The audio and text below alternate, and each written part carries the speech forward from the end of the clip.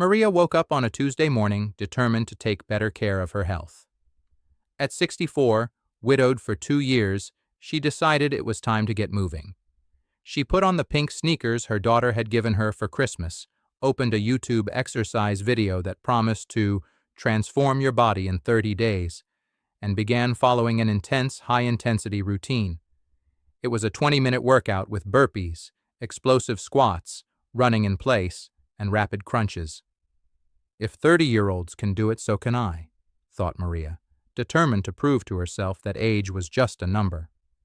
2 weeks later, at 3 a.m., Maria was in the emergency room at Houston Methodist Hospital with severe cardiac arrhythmia, tachycardia, and blood pressure that doctors described as dangerously high. What Maria didn't know, and perhaps you don't know either, is that some exercises widely recommended on the internet can be true time bombs for mature hearts like ours. Hello, I'm Dr. Peter Carter, a cardiologist for over 15 years, specializing in cardiovascular health for adults over 50. During more than a decade and a half, I've treated thousands of patients, and one thing deeply concerns me. The number of people our age who come to my office with heart problems caused not by lack of exercise, but by inadequate exercise. And today, I'm going to share with you 5 truths that could literally save your life. Before we begin, do me a special favor. Write in the comments which city or country you're watching this video from. Yesterday, I received comments from people in the United States, Canada, the UK, Australia, and even Japan. I love knowing that our Ageless Power 50+ community extends around the world, uniting people who, like us, believe it's possible to be strong, healthy, and vibrant after 50. And if this is your first video here, click the subscribe button and hit the notification bell. All content we create is designed specifically for you who are over 50 and want to live with energy, dignity, and full health. I'm going to be completely honest with you. After 50, our heart undergoes natural transformations that most fitness professionals, especially younger ones, simply don't understand or ignore. Our arteries naturally become less flexible, like a garden hose that, over time, loses elasticity. The heart muscle may thicken slightly in some people, our recovery capacity diminishes, and the nervous system that controls our response to exercise becomes less agile. This doesn't mean we should surrender to a sedentary lifestyle, quite the opposite. It means we need to be infinitely smarter about how we exercise. A monumental study published in the European Heart Journal, which I consider a landmark in geriatric cardiology, followed more than 18,000 adults over 60 for 5 full years. The results were not just surprising, but alarming. Those who practiced exercises inadequate for their age group had 43% more chances of developing serious cardiovascular problems than those who remained completely sedentary. Let that information sink in for a moment. Exercising inadequately was worse than not exercising at all. But here's the hopeful part. The same study showed that those who exercised appropriately for their age had 67% less risk of cardiac events compared to sedentary individuals. The difference wasn't in whether to exercise, but in how to exercise. Exercise. 1. High-intensity interval training, HIIT. Let's return to Maria's story, because she represents thousands of people I treat. Maria wasn't a sedentary person. She had been walking 40 minutes 3 times a week for 5 years, did morning stretching every day, and even participated in senior dance classes at her local Phoenix Community Center. But when her 25-year-old granddaughter commented about the incredible results she was getting with HIIT workouts, Maria felt challenged. If she can do it, why can't I? She thought. The first video she chose seemed harmless. HIIT for beginners, just 15 minutes. The instructor was young, friendly, and the people in the video seemed to be having fun. What Maria didn't understand, and most people our age don't either, is that HIIT forces our cardiovascular system into a roller coaster of extreme demands. During high-intensity intervals, our heart rate shoots from 70-80 beats per minute to 140-160 in a matter of seconds. During rest intervals, we expect it to quickly return to normal. For a young heart and flexible arteries, this can be stimulating and beneficial. But for arteries that have already lost part of their natural elasticity, which happens naturally after 50, it's like stepping on the brake and accelerator simultaneously in a car with worn brake systems. Revolutionary research from the Mayo Clinic, published in the Journal of American Geriatric Society, followed 340 adults between 55 and 75 years old during HIIT sessions. The results were frightening. 78% showed blood pressure spikes above 180/100 during exercises, 34% developed temporary arrhythmias, 12% reported symptoms of near fainting, pre-syncope, and most concerning, blood pressure took an average of 4 hours to return completely to normal. In comparison, those who did moderate and continuous exercises maintained stable blood pressure and controlled heart rate throughout the entire period. On the 10th day of training, Maria was in the middle of a particularly intense sequence, 45 seconds of burpees, followed by 45 seconds of mountain climbers, with only 15 seconds of rest. During the third round, she felt something strange, as if her heart was skipping beats. There was a pressure in her chest she had never felt. Her vision became slightly blurred, but she thought, "It's just fatigue. No pain, no gain." It was only when, 3 hours after the workout, she still felt irregular palpitations and a persistent headache that she decided to seek help. At the hospital, we discovered that Maria had developed atrial fibrillation, an arrhythmia that, if untreated, can lead to stroke. But here's the good news I always bring to my patients. You can get all the cardiovascular benefits you're looking for, and even more, with moderate and constant intensity exercises. Recommended alternatives that protect and strengthen your heart. Smart walking. 30-45 minutes at a pace where you can maintain a conversation but feel you're working. Studies show this provides 89% of HIIT benefits without the risks. Swimming or water aerobics. Water offers natural resistance without impact, providing excellent cardiovascular conditioning with maximum safety. Recreational cycling. On flat or gently rolling terrain, maintaining a comfortable and constant pace. Social dancing. Ballroom, Latin, swing. Besides cardiovascular benefit, it works coordination, balance, and brings joy. A study from the American Heart Association that followed 15,000 people for 10 years showed that 150 minutes weekly of moderate exercise reduced the risk of heart-related events by 38%, superior results to HIIT for our age group, with virtually zero risk. Exercise 2. Excessive weightlifting and isometric exercises. Now I want to tell you about Carlos Henderson, a retired engineer from Dallas of 61 who had always been proud of his physical strength. For 30 years, he worked in construction across Texas, carried cement bags, lifted heavy equipment. "I've always been strong," was his favorite phrase. When he retired at 60, Carlos looked in the mirror and didn't like what he saw. His belly had grown. His muscles seemed smaller. "I'm going to get back the body I had at 30, he decided, signing up at the nearest gym. The trainer was a well-intentioned 25-year-old, but with zero knowledge about cardiovascular physiology in mature people. "Let's start slowly," he said, putting Carlos to do squats with 90 pounds on the bar. For Carlos, who had carried much more weight at work, that seemed ridiculous. "Increase it to 180 pounds, he asked. "I can handle much more than that."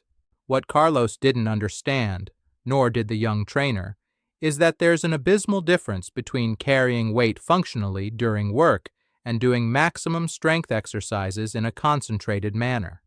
During heavy lifting, especially when we hold our breath and exert force against extreme resistance, we create what we technically call the Valsalva maneuver.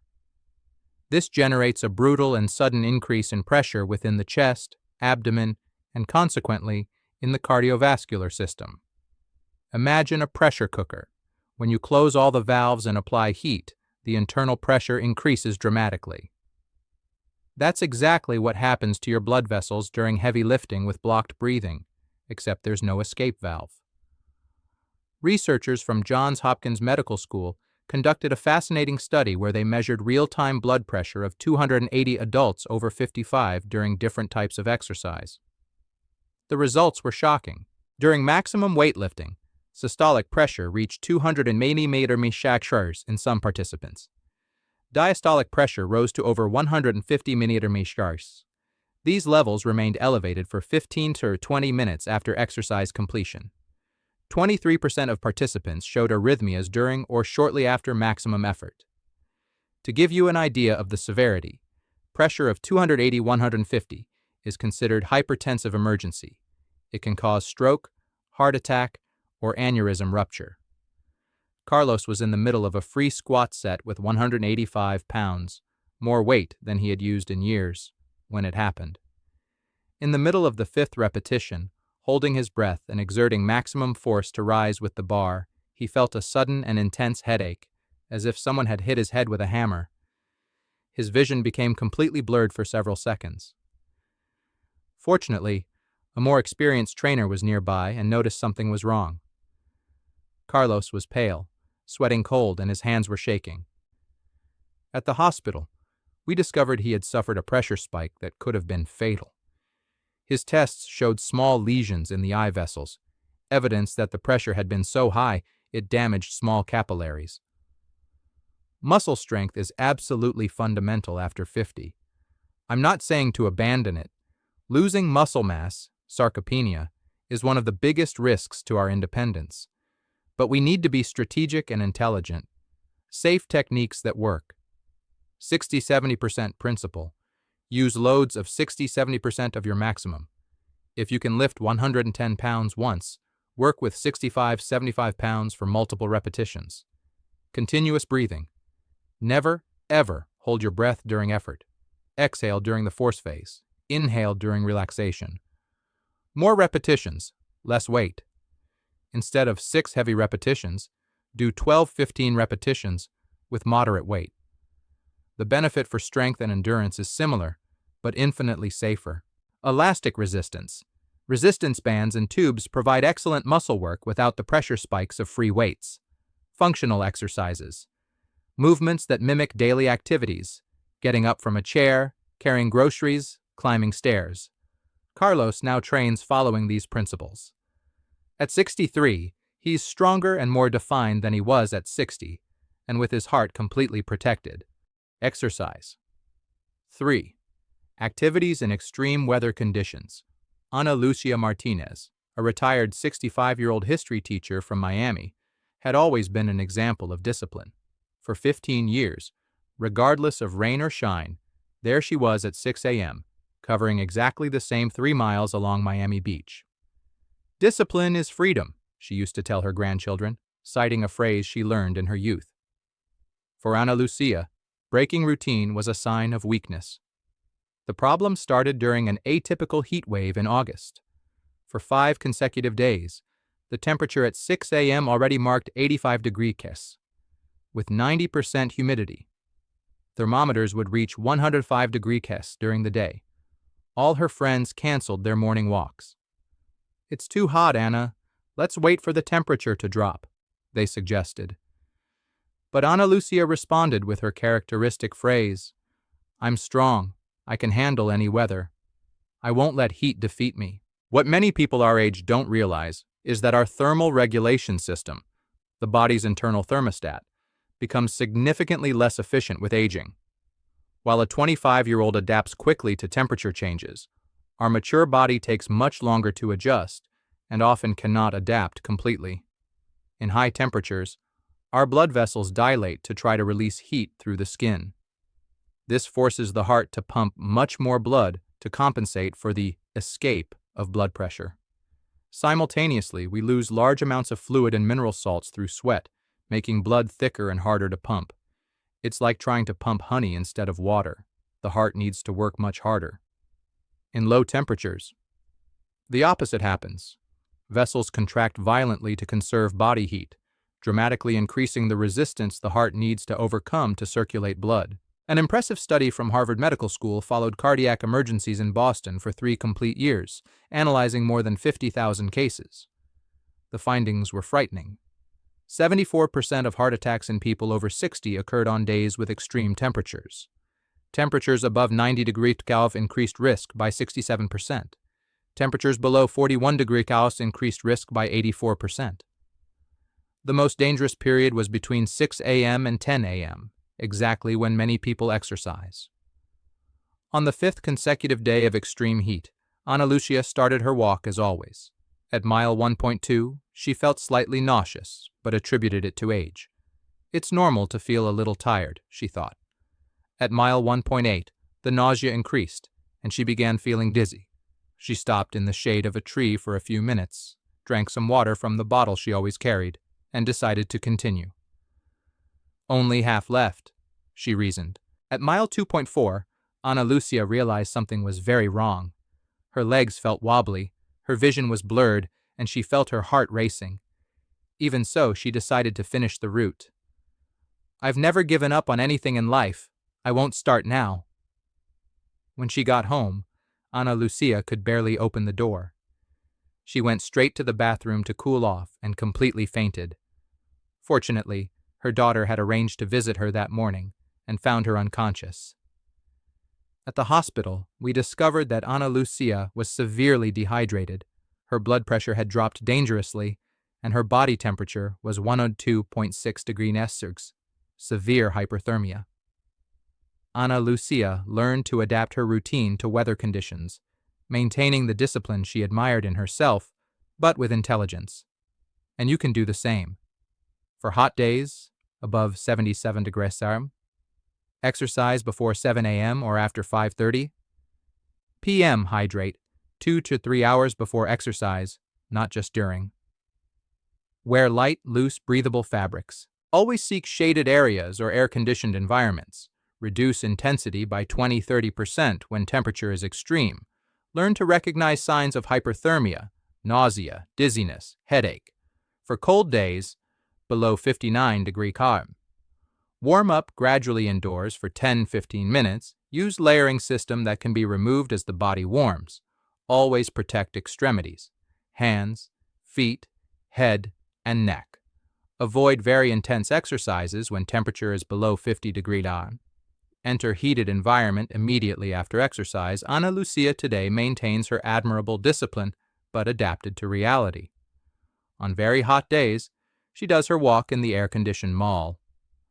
On cold days, she uses the gym treadmill. And when the weather is perfect, she returns to her beloved park. Exercise. 4. Explosive movements and sudden direction changes. Roberto Silva, former amateur soccer player and retired Ford factory worker from Detroit of 58, felt a deep nostalgia for the time when he ran through the fields of suburban Michigan. For 25 years, every Sunday, Roberto was on the field. He was a right back, known for speed and precision in crosses. When he retired, he gained weight, lost conditioning, and felt he had lost part of his identity. "I was an athlete," he would say with melancholy to his wife. That's when a former teammate invited him to participate in a veterans group that met on Saturdays to play soccer. "It's just for fun, Roberto. People our age, easy game." What Roberto didn't consider is that his reflexes, balance, coordination, and especially his cardiovascular system were no longer the same as 2 decades ago. Movements involving sudden direction changes, abrupt stops, rapid accelerations, or jumps require our cardiovascular system to make instant and dramatic adjustments. When you're running in one direction and suddenly need to stop and run in the opposite direction, your heart needs to immediately reduce blood flow to certain areas, redirect blood to specific muscles, adjust blood pressure in milliseconds. Coordinate all this with the balance system. Our autonomic nervous system, responsible for these instantaneous adaptations, loses speed and precision of response significantly after 50. The Cleveland Clinic conducted a pioneering study on exercises with sudden direction changes in mature adults. They equipped 180 volunteers between 55 and 70 years old with state-of-the-art heart monitors and subjected them to exercises simulating sports with stops and direction changes. The results were revealing. 89% showed heart rhythm irregularities during the first 45 seconds after abrupt movement changes. 34% had blood pressure spikes above 200 mm Mercury during transitions. 67% reported sensation of dizziness or disorientation. 12% needed to stop exercise due to cardiovascular symptoms. Roberto was excited in his first game after 8 years away from the field. He felt young again, wearing the jersey he kept in the closet. During the second half, the ball came in his direction. By instinct, Roberto sprinted at maximum speed, as he did in his youth. When he realized he wouldn't reach the ball, he needed to brake abruptly and change direction to avoid going off the field. At that exact moment, Roberto felt what he described as the world spinning. An intense dizziness overcame him, accompanied by a sensation that his heart had somersaulted inside his chest. He stood still in the middle of the field, breathing irregularly, sweating cold. His teammates thought it was just lack of physical preparation. "It's age catching up, Roberto," they jokes. Actually, Roberto's heart had entered a completely irregular rhythm, atrial fibrillation, due to the sudden cardiovascular demand that his system couldn't process adequately. He finished the game, feeling irregular palpitations that lasted more than 2 hours. Roberto discovered he could maintain his passion for sports and physical activity in an infinitely safer and, surprisingly, more pleasurable way. Recommended options that protect the heart: sports with fluid movements, swimming, works the whole body without impact or abrupt changes, rowing, excellent for cardiovascular conditioning and strength, group cycling, social, fun, and with controllable intensity, low-impact activities, table tennis, maintains reflexes and coordination without cardiovascular risks, bocce ball, works precision, strategy, and is highly social adapted volleyball, with lower net and modified rules, functional exercises with gradual progression, movements that imitate sports activities but controlled agility exercises at reduced speed, coordination training without sudden changes, gentle martial arts, Tai Chi, excellent for balance, strength, and fluidity. Qigong, works coordination and breathing. Adapted. Aikido, circular and harmonious movements. Roberto now practices swimming 3 times a week and participates in a cycling group on Sundays. At 60, he says he's healthier than he was at 55, and best of all, without missing soccer, because he found activities he loves equally. Exercise. 5. Nighttime physical activity. Marcia Thompson, a retired 62-year-old accountant from Seattle and dedicated grandmother of 4 grandchildren, always had a life of rigid schedules.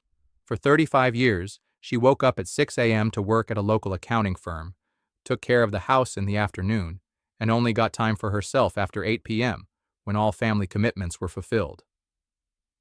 When she retired, Marcia finally decided to take care of her health. "Now I have time," she thought. But the family routine remained intense. 2 granddaughters studied at home in the morning. She helped them with homework. In the afternoon, she took care of the house and prepared dinner for the family that gathered daily. Her only free moment continued to be after 8 p.m. That's when she discovered nighttime exercise videos on YouTube. Relaxing exercises to do before bed, the titles promised. Marcia thought it was perfect. 40 minutes of exercise after dinner, a relaxing bath, and straight to bed. "I'll get tired and sleep better," she reasoned. Scientific explanation of circadian rhythm. What Marcia didn't understand is that our heart has its own internal biological clock, the cardiovascular circadian rhythm, and that this rhythm becomes much more sensitive and fragile after 50. During the night, especially after 6 p.m., our organism begins to naturally prepare for rest. Heart rate should gradually decrease. Blood pressure should lower, phenomenon called nocturnal dipping. The sympathetic nervous system, alert state, should give way to parasympathetic, calm state. Sleep hormones begin to be released. When we exercise late at night, we send completely contradictory signals to our organism. What happens when you exercise late? The sympathetic nervous system is intensely activated.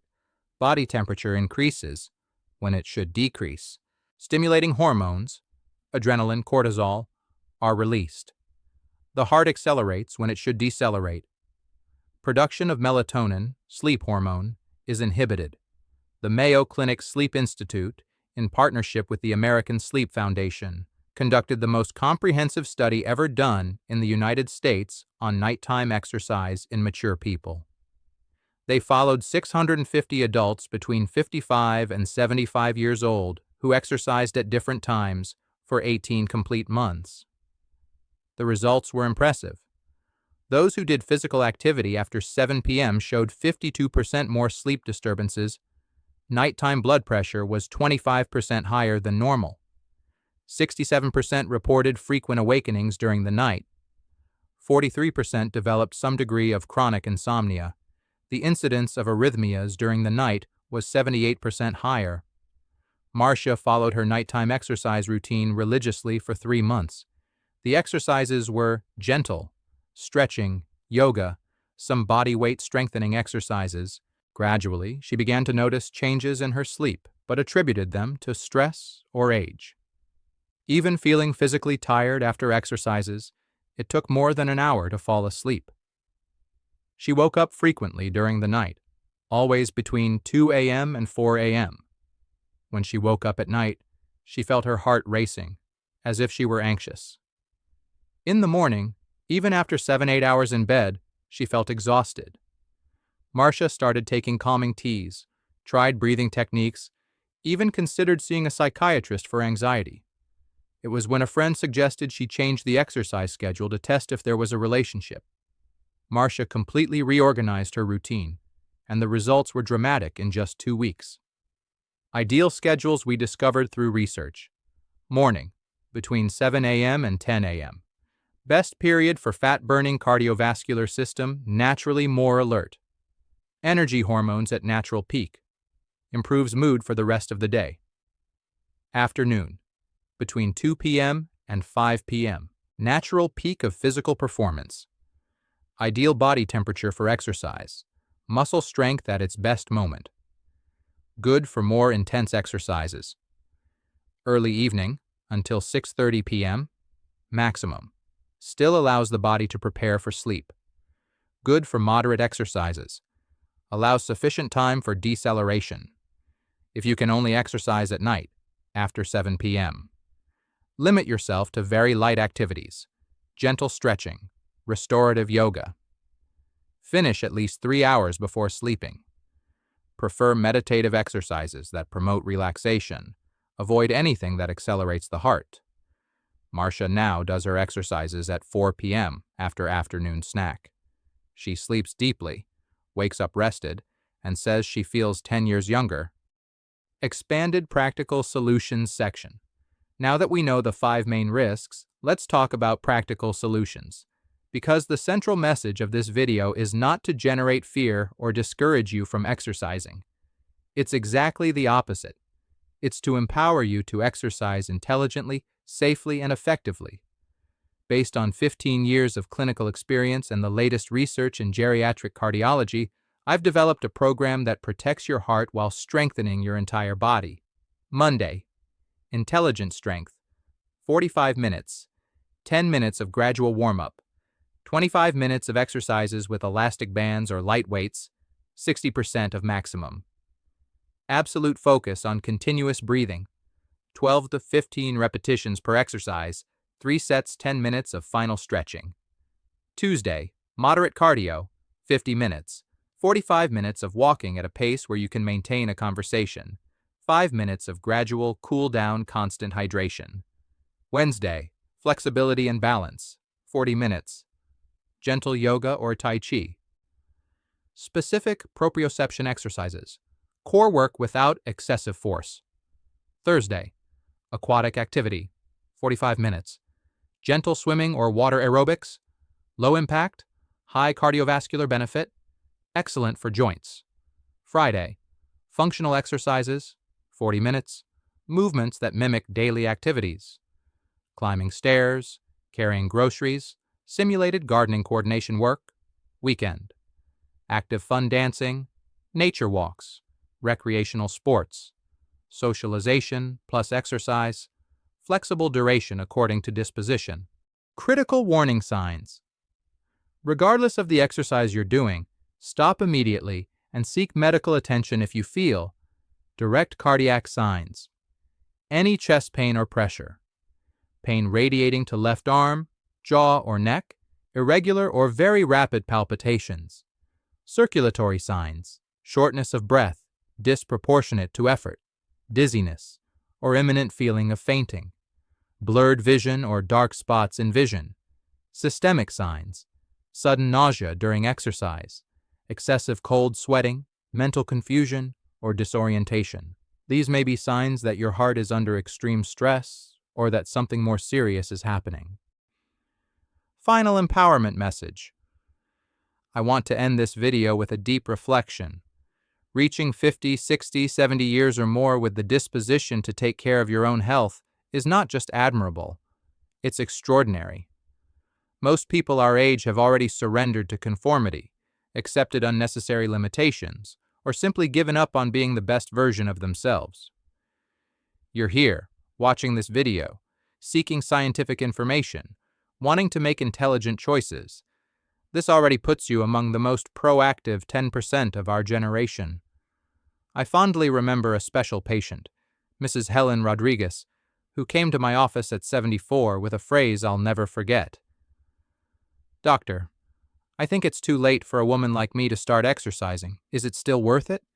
Helen was 33 pounds overweight, had high blood pressure, type 2 diabetes controlled with medication, and hadn't done physical activity for more than 20 years. Today, 6 years later, at 80 years old, Helen walks 4 miles a day, does resistance band muscle training 4 times a week, has the blood pressure of a 50-year-old, reduced her diabetes medication by half, and, most importantly, has an energy and joy of living that's contagious to the whole family. Helen proves every day that it's never too late to start. We just need to start intelligently, respectfully with our body, and with adequate guidance. If this video changed your perspective on exercise after 50, leave a comment telling what specific change you intend to make starting today. I personally read each comment and respond whenever possible. Share this video with friends and family who might benefit from this information. Knowledge saves lives, and you can be the instrument of this transformation in someone's life. Subscribe to the Ageless Power 50 Plus channel and activate all notifications. We're building together the largest community of mature people who refuse to accept unnecessary limitations. Always remember, aging is inevitable, but aging with health, energy, and dignity is a conscious choice we make every day. Until the next video, and may you all stay strong, healthy, and truly ageless.